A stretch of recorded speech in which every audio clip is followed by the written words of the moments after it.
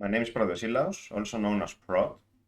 Today I want to introduce a new video series which will be on philosophy, and specifically it will be a commentary on a book called Tao Te Ching, and I have it here.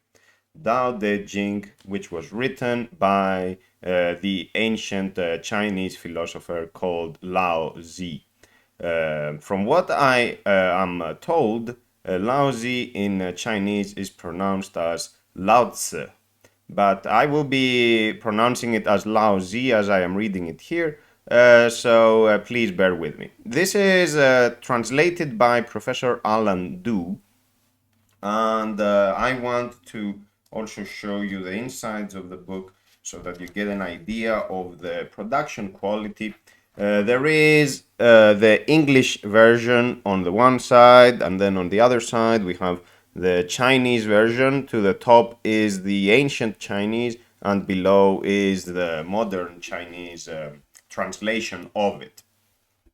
So what I want to do is to read through the book, through the pages of this book, and comment on them at length.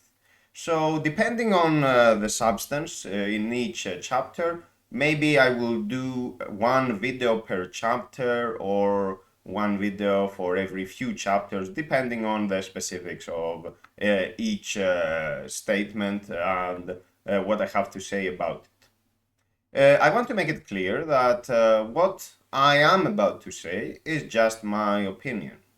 I am not an oracle that pretends to sit here and tell you what Lao Zi actually meant. I do not know what the true meaning of those words necessarily is, and I am just commenting here as a reader of this book, as someone who is interested in those the philosophical themes that are discussed herein. I have already made a video on Tao. I was walking in the mountains and talking about this. However, that video was broader in scope. It is still relevant, and I will include a link to it in the description of this video. However, it is not exactly what I want to do here, because here I want to read the book paragraph by paragraph and make comments on it. Originally, I wanted to do this in written form, but I changed my mind because writing gives the writer the incentive to overthink and to hide behind words, to abstract away the humanity of the person. Whereas what I want is to make this alla prima, as I say, to make this in one go, to make this spontaneous. And I also want to keep this grounded in my humanity, to show you that I am imperfect, to make this real, as close to real as it can get, to what you would get if we were having this exchange face to face. Face to face, where you cannot have edits, you cannot go back and rewind and redo.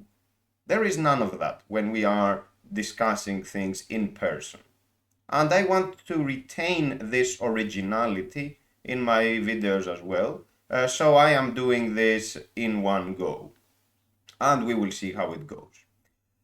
Without further ado, let me get to the book. One last thing to say, that this is a book that I got as a present from a friend in China.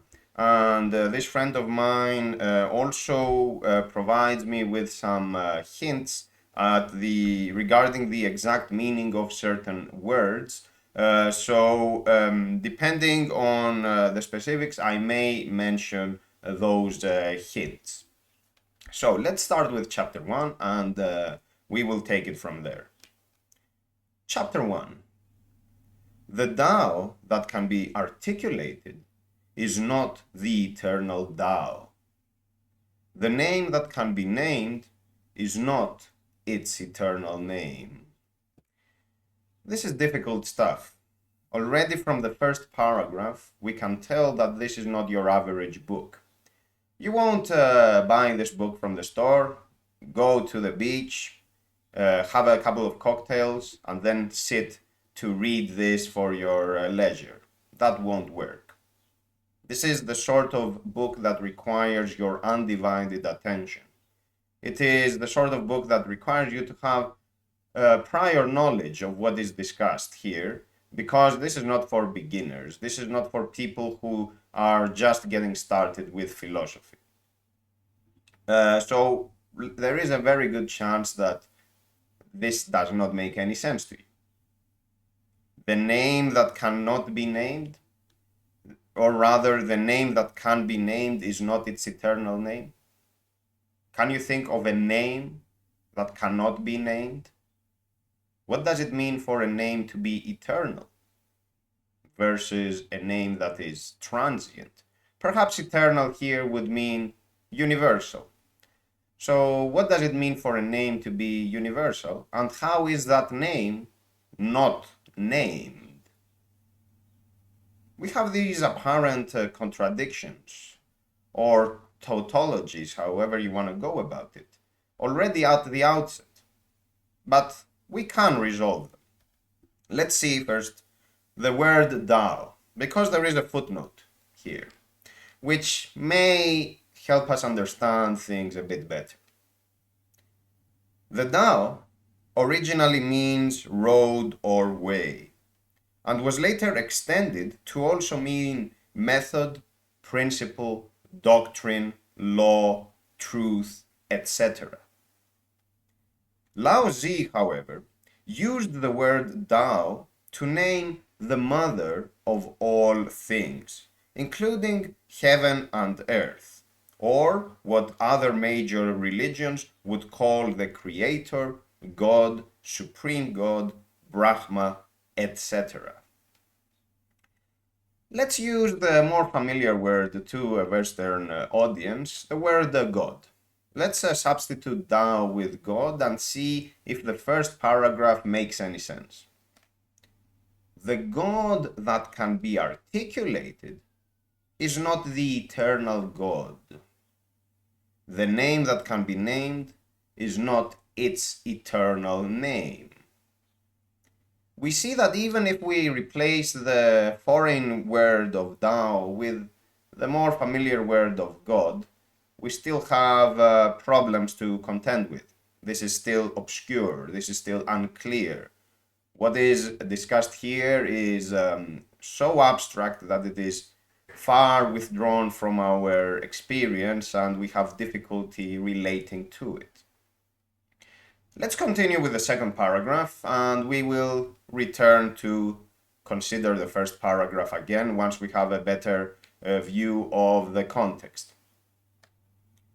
Non-being is to name the origin of heaven and earth.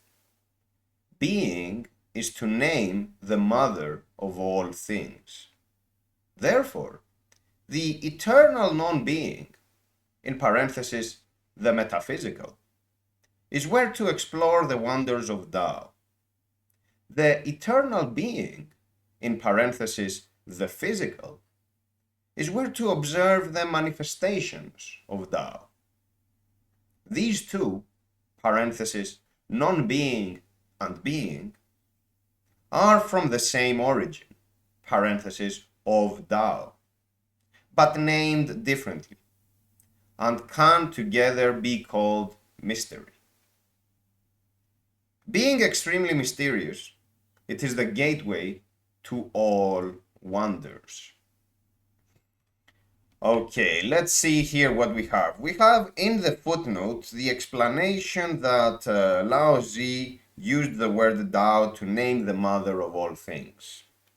But in the text, here in the second paragraph, we read that non-being is to name the origin of heaven and earth, whereas being is to name the mother of all things. And further below, it says that those two, so non-being and being, both have the same origin, which is Tao. So already we see a problem here with the translation. And this problem has to do with the fact that Tao is more abstract than this binary between non-being and being that is presented in the opening sentences of paragraph 2, the opening sentence of paragraph 2. I think non-being is a very problematic word. I think it is an untenable concept. It is a concept that we cannot fathom. Think about it. Non-being is to name the origin of heaven and earth. Heaven and earth, if we want to use a contemporary word, would be the universe. The skies and the earth, if you want. All there is, we could say. The origin of something. Can the origin of something be nothing? Can we think of a state of nothingness, a state where there exists nothing, and that state engendering something? Can we think of a mechanism of a set of factors in their interplay that produces something? Because when we think of a mechanism or of factors and of their interplay, we are necessarily talking, thinking, reasoning about something. How can nothing be the cause of something? And furthermore, how can we describe nothing? Because when we describe something, when we articulate it, we are necessarily discerning patterns therein. We are necessarily tracing something, but we contend that it is nothing. So I think non-being is not a concept that is tenable. It is not a concept that we can hold. We can only understand non-being in negative terms. We can understand it as the opposite of that which is describable, that which has pattern, the patternful. And we will say, okay, there are those presences that are describable, that are patternful. So the opposite of those presences, that which is patternless. But already we can see, like, the construction of the sentence, that which is patternless, or that which is not describable. But we already say that. That means something. Something that is nothing. It's already impossible for us to grasp that. In general, we can arrive at an understanding of concepts through negation, by understanding something and then reasoning about its opposite. But specifically with non-being, this is not feasible. It is not feasible because it still has to exist. But we say that it does not exist. And this cannot hold. This cannot be the case. I thus think that non-being is not the correct translation here, nor is the term being, where it is said here, being is to name the mother of all things. And we will discuss this a bit. My friend from China told me that the two words that are used here for non-being is the word, maybe I am not pronouncing it correctly, but please bear with me. It's the word wu. So it's W-U with an accent. Wu. And then the word for being is yo. Yo. Those, after talking with my friend, I suggested an alternative. I suggested that instead of non-being and being, we use absence and presence.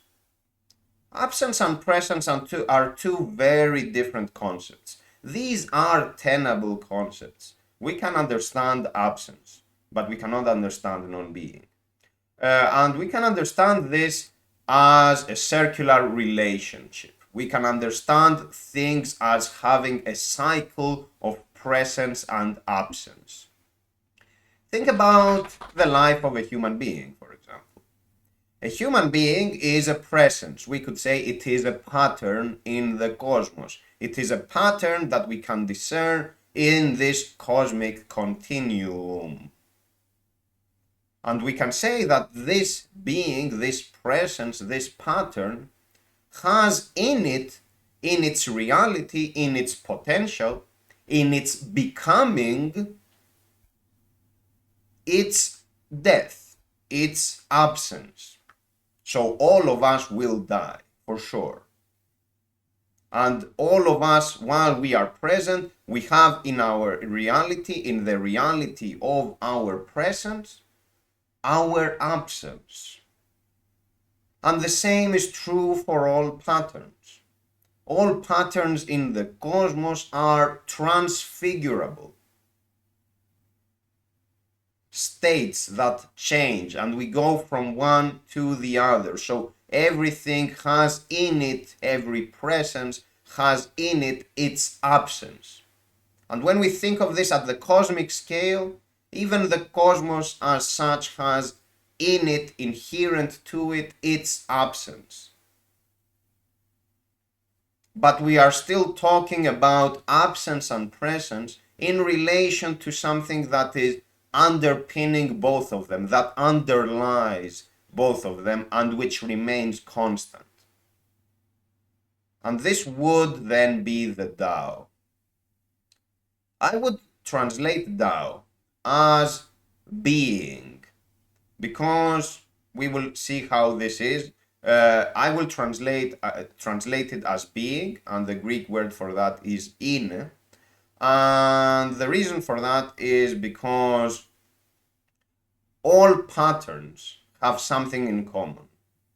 And if we discern among the patterns the common in the multitude, we arrive at an abstraction. And by checking those abstractions, we try to arrive at a greater abstraction. And we keep doing this. And eventually we reach a binary, which the binary would be absence and presence, 0 and 1. That would be the binary when we keep abstracting things. But in this case, absence and presence both are, both exist. So that which is common to both is being. They are. And this returns me to paragraph 1. That can be articulated. The Tao that can be articulated is not the eternal Tao. The name that can be named is not its eternal name. To name something is to describe it. To describe something is to discern a pattern and then reason about it. To discern a pattern is to identify something that has a way of being. A way of being, a mode of being, modality. The Greek word for that is tropos. Tropos. Everything has tropos. All that is in some way. And because it is in some way, there exists an opposite of it which is not in that way. And everything which is in some way, is discernible exactly because it stands out from the continuum. So it is discernible. We cannot escape the realm of Tropos. It is impossible for us, humans, to say anything that does not have Tropos implied to it. And this includes the Tao. And we say here, that which can be articulated is not the eternal. But again, we proceed by means of negation. We cannot understand it directly. Because that which can be articulated, we say, this is a description, an articulation, and the same for its opposite, that which cannot be articulated. The rooster is excited, by the way, so I think I can continue. So that which cannot be articulated, that which cannot be articulated is still an articulation. It is still a description. It is impossible for us to name the unnameable. We can talk about it in those terms, but we are still naming it. We are still describing it. We are still articulating it. We are still reasoning about it. But Lao Zi here suggests that it is the name that cannot be named, which is the universal one, which is the source of everything. The name that cannot be named, though, would be problematic for us, because the name that cannot be named must necessarily not have pattern, because if it has pattern, it is discernible. If it is discernible, it is describable. If it is describable, then of course we are naming it. So if the Tao is patternless, if it lacks Tropos, how can it be the cause of anything? If it is patternless, and if it is nothing, how can it be the cause of something? It's what I also asked earlier. Which makes me think that Tao is not nothing. It cannot be nothing. It cannot be nothingness. It must be something. And this something is exactly why I suggested that I will use the term being or in. It is what everything has in common. However, this approach makes us think in terms of linearity. It makes us think of a beginning and a transition towards some end, perhaps. And we are saying that the Tao is the origin. But what if the Tao is just what we understand by abstracting away from the particularities of something that is always there? And there is no original cause. There is a cosmos that always is, a cosmic oneness that is always there, always transfigurable, but ever present. And we arrive at a conception of Tao simply by abstracting away from the particularities until we keep abstracting and say, okay, so the Tao is that which has no Tropos. But that which has no Tropos must then be equivalent to the patternless, and the patternless would then be non-being. But non-being cannot be the cause of something, of anything. So I say, how about we change our approach and suggest that the cosmos always is. The cosmos, by the way, not in the modern day sense of science, where they say that there are multiple universes. I mean the totality of all there is. There cannot be an outside. Because if you think of an outside, there is the inside and there is the outside. Those two must have something in common. So there necessarily exists a third magnitude that envelops them. Let's think about the word God here. God is, as it's said in the footnote, it is another word that could be used for Tao. In the Western world, in my part of the world where I am, Christianity is the predominant religion, the most common religion. Of course, there are other views, but Christianity is the norm. And there is this tradition which holds that God created the world from nothing, or we could say in nothing. But if you pay close attention, the concept of nothing is not correct, because in this formulation we have God that created the world. So it is not a creation from nothing, it is a creation from God. Furthermore, we could say it is not a creation in nothing, because it is creation within the confines of whatever God determines to be the realm of the world. And we could further say that all that is God, in the sense that everything is touched by God, as it were.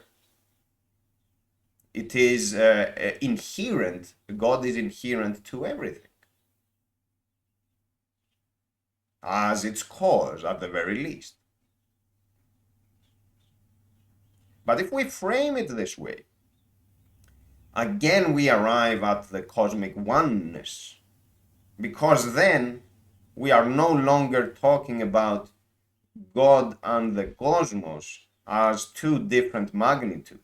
Because again, as I said, if they are different, then there has to be something that contains them. There has to be a third magnitude.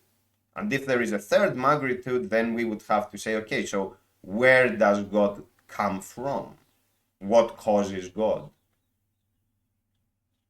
So eventually we cannot resolve this, and we can only say that all that is always is, and all that is transfigurable. So we let go of that linear, that transitional view that we have, and we arrive at a circular view of the cosmos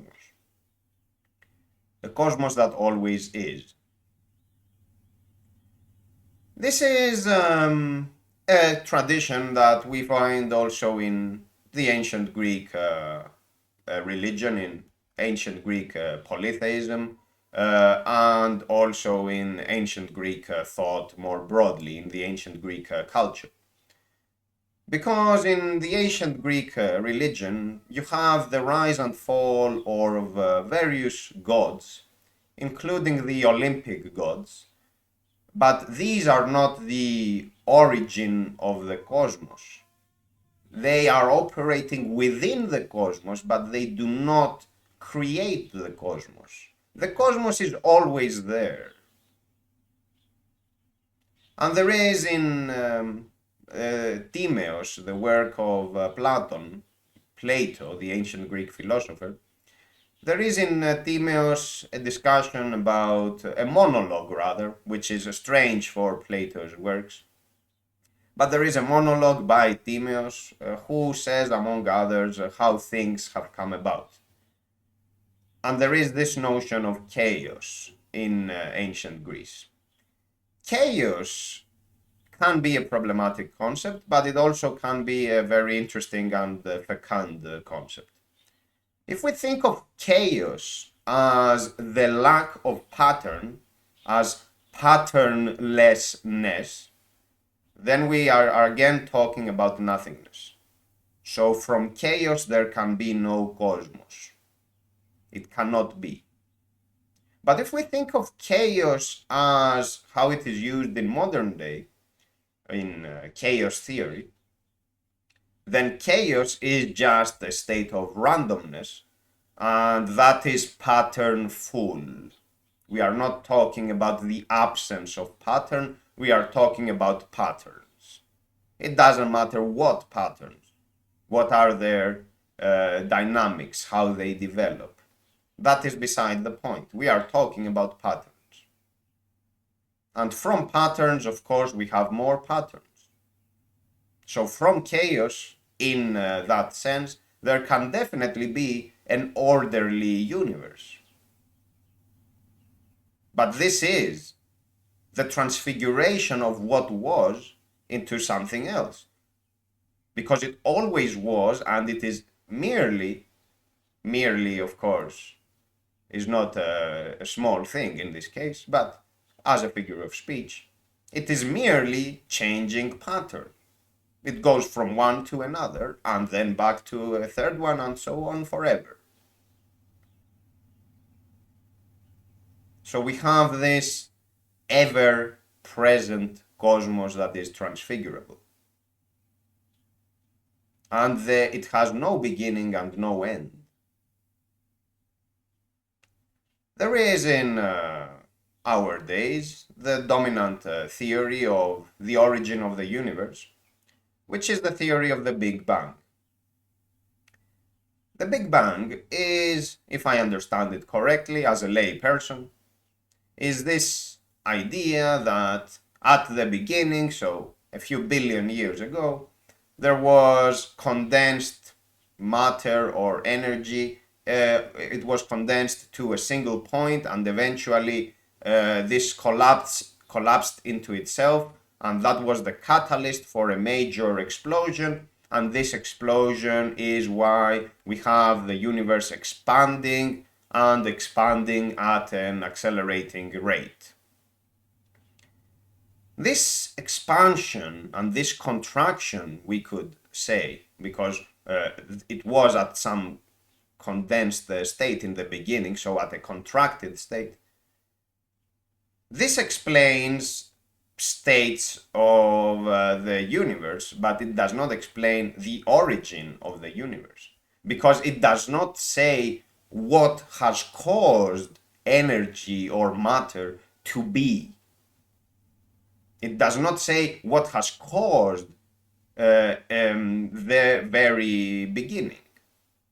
It is simply telling us that there was this condensed state, this contraction, and that produced the expansion. And we can then say, okay, from the expansion, eventually that will also collapse into itself and become a contraction, a contracting phase. And this will be essentially a cosmic pulse that contracts and expands, and it keeps doing this forever. But even if this theory is the correct way, even if this theory proves to be the case, it is still not explaining the origin of the cosmos. It is explaining transfiguration, one facet of transfiguration. My point here, what I am saying here, is that we cannot talk about non-being. It is impossible. Something must come from something. Something must consist in something. Something must go towards something. And even when you think of space, like light traveling across space, we are still talking about something, because light travels through something. We are still not talking about nothingness. It is not the absolute nothing. It is still something.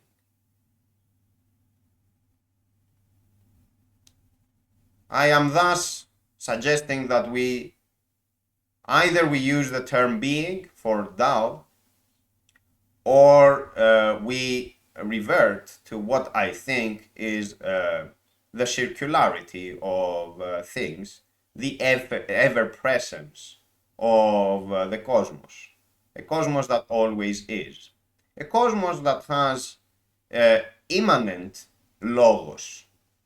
Logos is another Greek word, as is cosmos, by the way. Logos means a number of things. It means rate, ratio, and by extension pattern. Reason, as in reasonableness, but also as cause. And also word. But word, we can generalize it as language. And all of those meanings apply to the cosmos. They apply to everything that is. Think about it. Everything has ratio, everything has pattern, everything has rate. Everything is discernible, everything is describable, everything is nameable. and everything is caused by something, and everything is affected by something. Everything operates in something. So there is this these feedback loops. There are those feedback loops of cause and effect, this interplay of factors, which in its basic conception is a binary language of absence and presence, of 0 and 1. Hence why logos as word, as language, applies to the cosmos at large. Everything is language, everything consists in language, everything is expressed as language. Language of this specific type. Absence and presence. Absence and presence relative to a constant, the ever-present cosmos.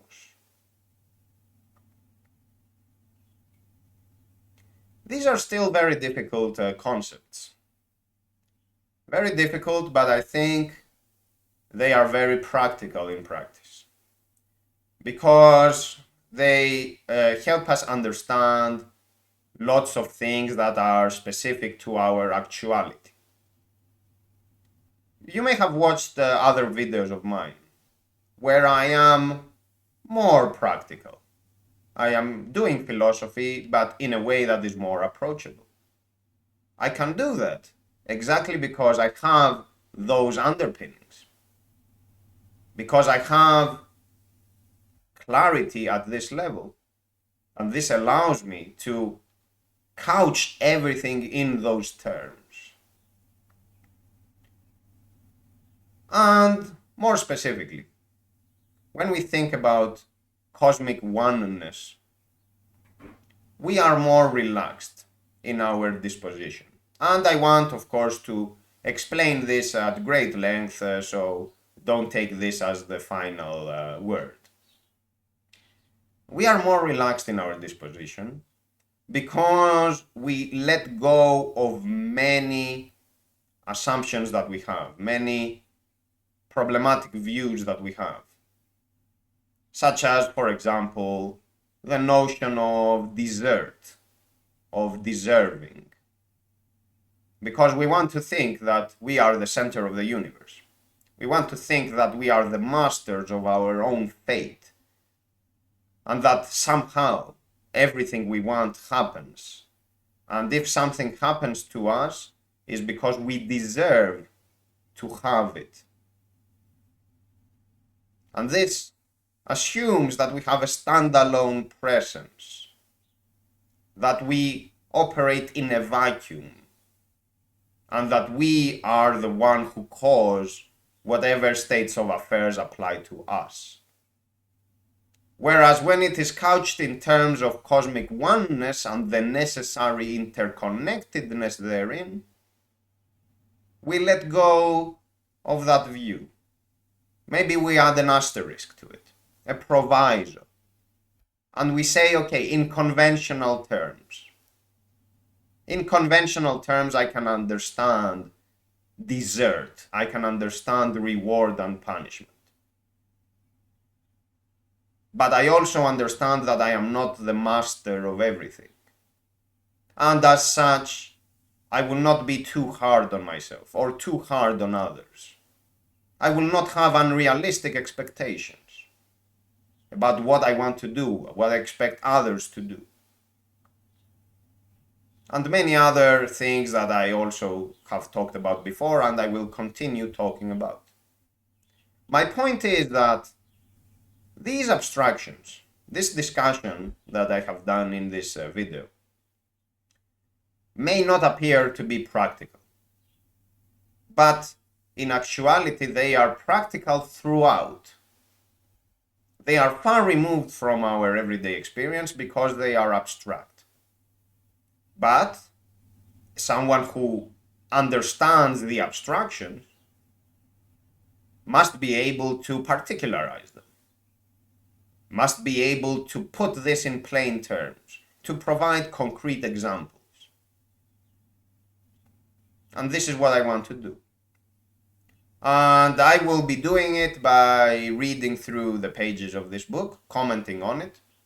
Commenting on it, as you can already tell, not in a reverential way, not in a way of, oh wow, we have discovered the absolute source of truth, but in a dialectical way of me trying to have a discussion here, trying to posit a thesis, to juxtapose it with the theses present in this book, and trying to arrive at some new understanding of things, or at least to introduce a problematic, to introduce questions that may inspire us to think things through.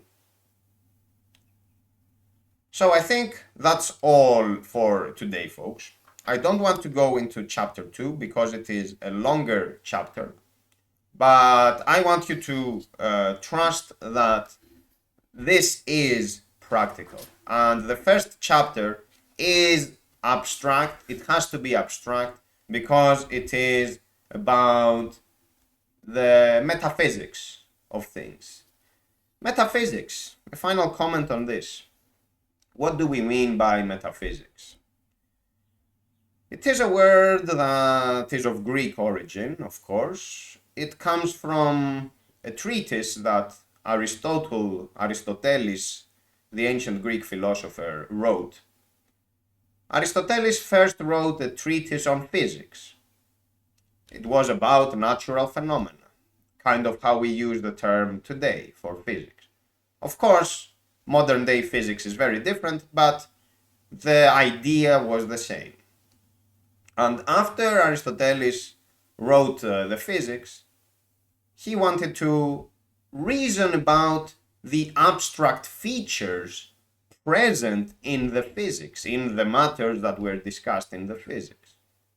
But the abstract features, the abstract structure, cannot be a discussion on physics. It has to be something else. It is more abstract.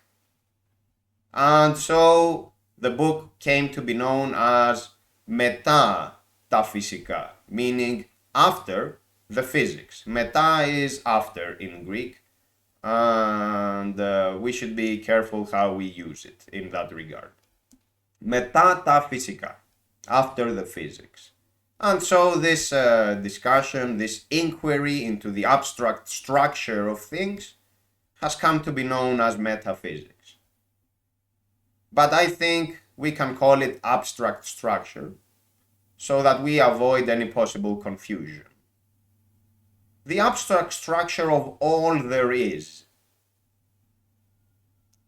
By understanding the abstract structure, we can then see the relations between things.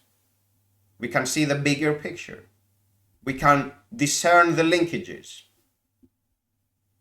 And we can arrive at a higher level understanding of the particulars. We are not doing metaphysics for the sake of analyzing the analyzable. We are doing it ultimately for the purpose of understanding what is in front of us, and for the purposes of conducting ourselves in a certain way, of living in accordance with that which is, trying to reason what is, trying to understand the essentials, and formulate a way of living, a way of operating that is consistent with them. So we will see this in practice as we go further into this book and as I will continue commenting on it. That's all for today, folks. Thank you very much for your attention. I will publish this also on my website, of course. You can find all my publications there, protesilaos.com. And I will talk to you again next time. Take care. Goodbye.